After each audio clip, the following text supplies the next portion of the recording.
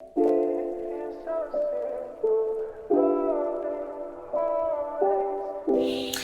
y'all, it's Mingjia here. Thanks for tuning in to Arts from Home. I hope you are all safe in your homes and healthy and feeling inspired by all the art that's on this page. I know I am.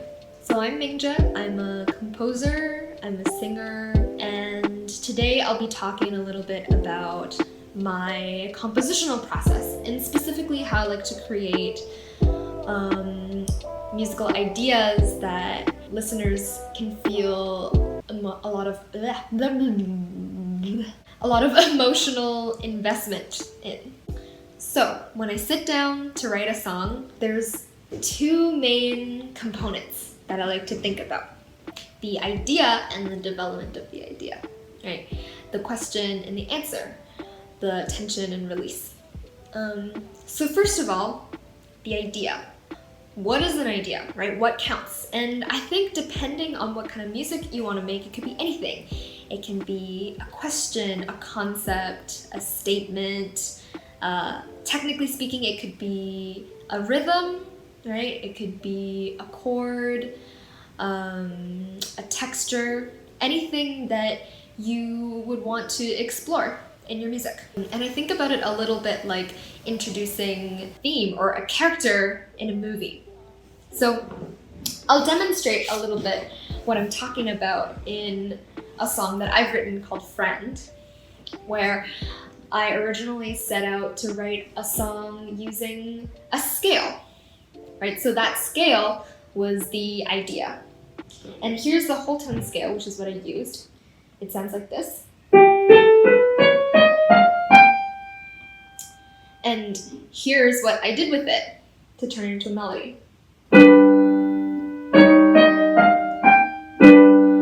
Right? So there's our idea. This is Bob, right? Bob is the protagonist of our song movie.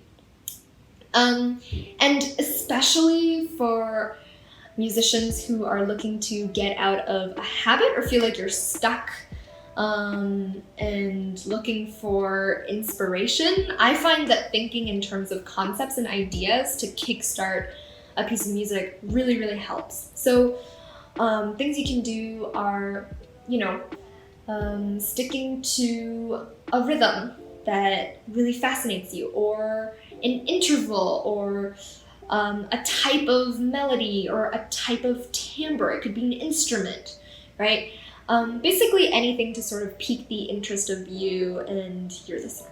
So now we have the idea.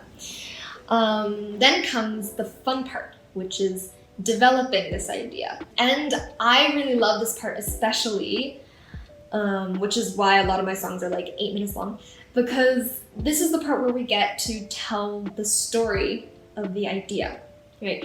This is the part where we get to control how much we either satisfy or completely overthrow the expectations of our listener. So with this, we can choose to create varying amounts of comfort through repetition or familiar harmonic or melodic resolutions, things that people can expect, or create excitement through surprises or introducing new information, right? This is where we control the fate of Bob. So in the song, we have the idea.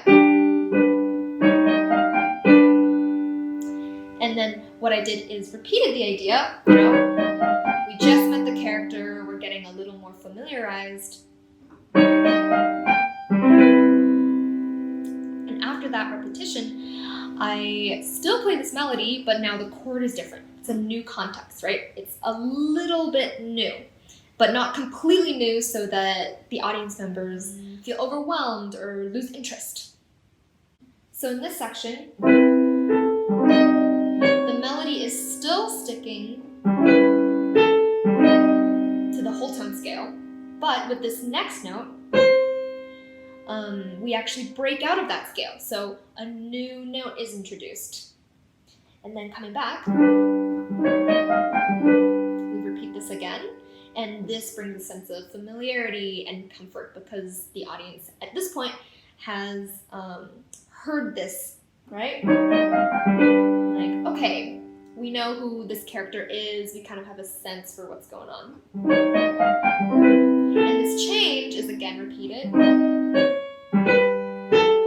And now, because we've been staying in kind of the same mood or the same zone for a while, we're going to completely break free of that. We're going to change the key.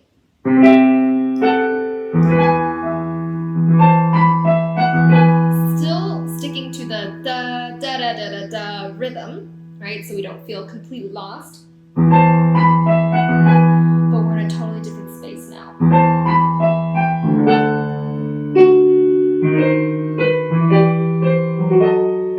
Now through these next chords, we're slowly bringing it back to our beautiful home key major chord.